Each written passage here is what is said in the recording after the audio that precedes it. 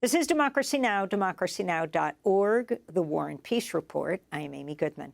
The COVID-19 student loan forbearance ended this month, and some 40 million Americans once saw interest begin to accrue again on their federal student loans on September 1st. Next month, repayments on the loans themselves will resume.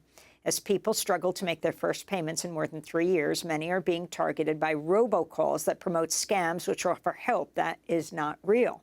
Student loan borrowers in Minnesota, who paid one of the 52 companies suspected of falsely promising them loan forgiveness, could get help after the state launched an investigation. This is Minnesota Attorney General Keith Ellison. We at the Minnesota Attorney General's office opened up an investigation into some companies that are purporting to help students do debt relief. Well, if they tell you that they can forgive your loan or cancel your loan, you know, they probably cannot. Really, only that's something the federal government can do. Know that if it's too good to be true, it probably is.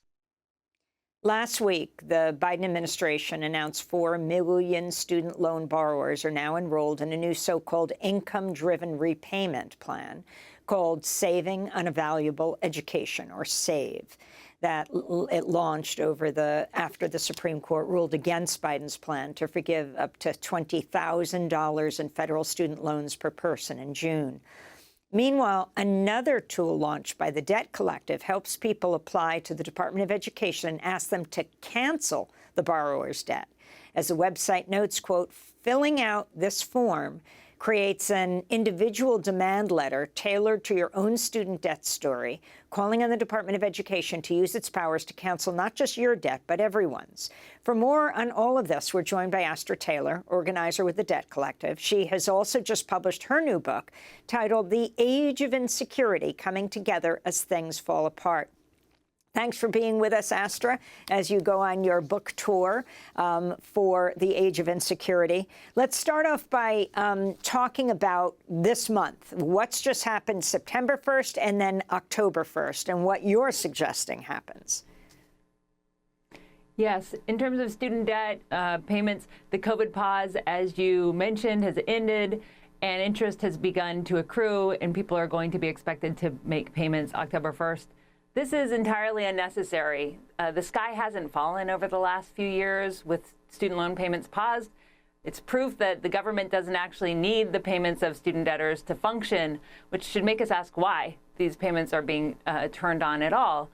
And the Debt Collective's position has always been that the President of the United States has the authority through the Higher Education Act of 1965 to cancel all student debt. This is the legal authority that President Biden has said he will now try to use in the wake of the Supreme Court decision that shot down his initial debt relief plan. We're trying to push him to actually do that and use his full powers because none of this is necessary. This debt can be erased. Again, the government doesn't need student debtors to pay their bills to keep operating.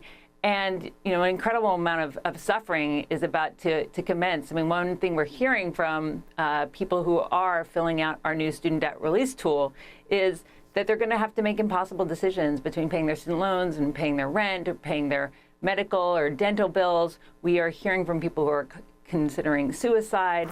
And so it's absolutely urgent that the president fulfill his promise and address this crisis and cancel student debt. And I encourage everyone who's listening who has federal student loans to take 10 or 20 minutes and use our student debt release tool and become part of this movement to push for debt abolition.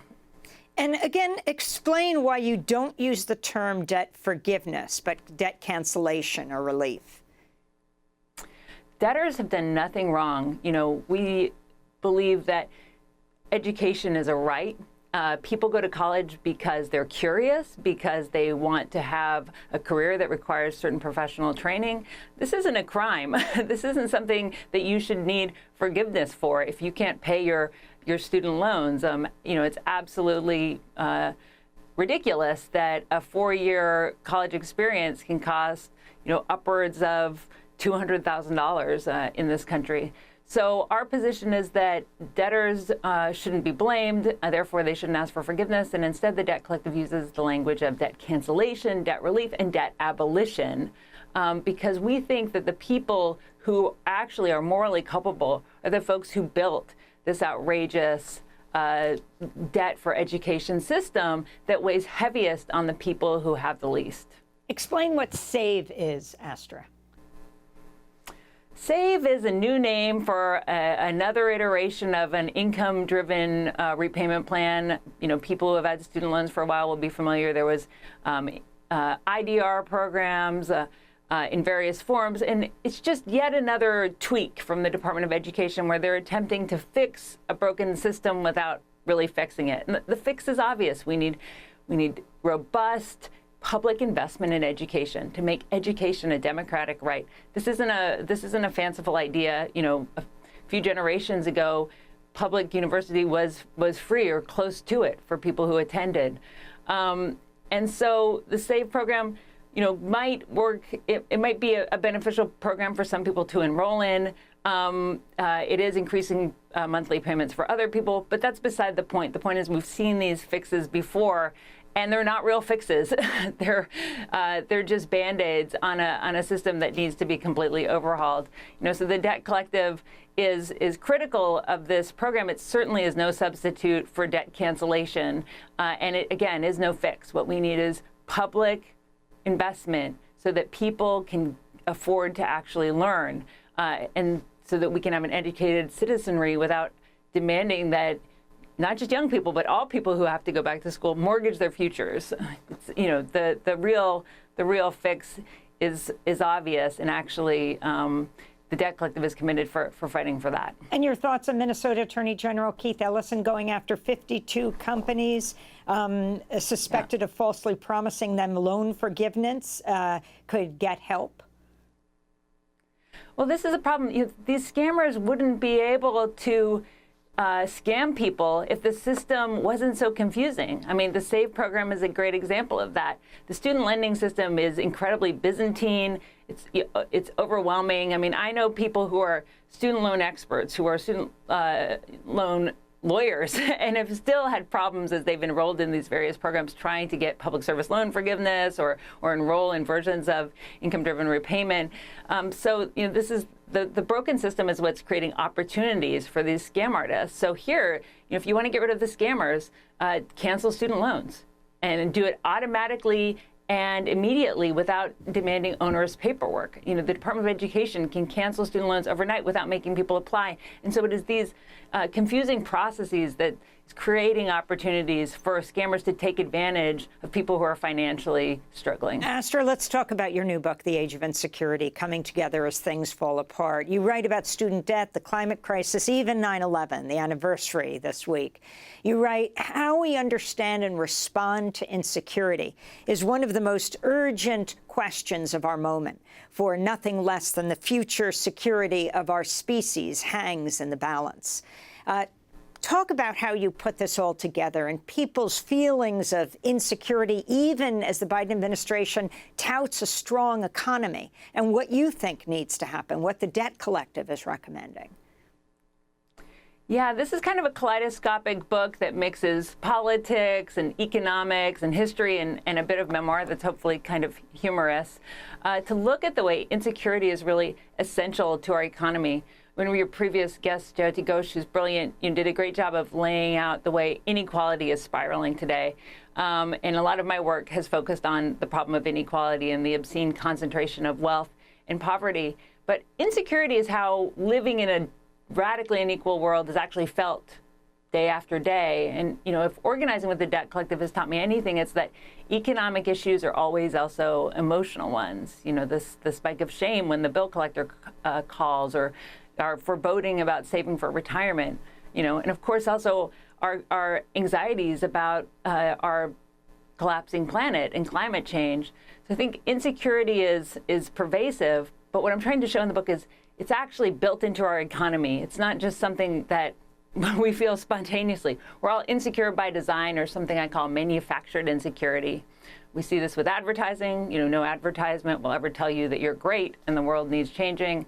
And we see this in official monetary policy that tries to ramp up worker insecurity, job insecurity, so that workers will, be more docile and won't go on strike. And I think that looking at insecurity, recognizing just how widespread it is, can help us actually have empathy for each other and build powerful coalitions. I hope we can turn that insecurity into solidarity so that we can fight for the just and sustainable and collective forms of security that we really need. And what would that solidarity look like? How do you think it could most effectively be expressed? And what about in this very polarized country, Republicans saying, yes, we're talking about a time of insecurity. They may not so much be focusing on inequality, to undermine and to go after, position themselves better for the next election. I think that's absolutely right. I mean, the right wing is talking about insecurity. It's stoking it. It's speaking to people's fears and anxieties and trying to inflame them and misdirect them and say, okay, well, the problem is immigrants or trans kids or socialists or woke professors or whatever it is. So I think we on the left and, especially those of us who are organizing also need to speak to people's insecurities and recognize that it's really widespread. Even people who appear to be kind of getting ahead, are always worried that the floor is going to fall out from under them. I mean, all it takes in this country is one medical emergency to devastate, a seemingly middle-class family. Even white-collar professionals can be laid off at a moment's notice and don't have a robust safety net to catch them. We're all worried about natural disasters and pandemics. So I think we can't cede that territory to the right wing, and it's our job to speak to the real fears people have and say, hey, these anxieties are things you actually have in common with each other. Let's fight for a world in which we're all taken care of. That's really what organizing is about. It's the alchemy of turning our vulnerabilities, turning our oppression, turning our insecurities into solidarity so that we can change the structures that are undermining our self-esteem and our well-being. Very quickly, tell about what happened to your sister working in a coffee shop. You're concerned about surveillance. We only have 30 seconds. Yeah, my sister was working at a hip Brooklyn cafe that seemed kind of retro and low tech.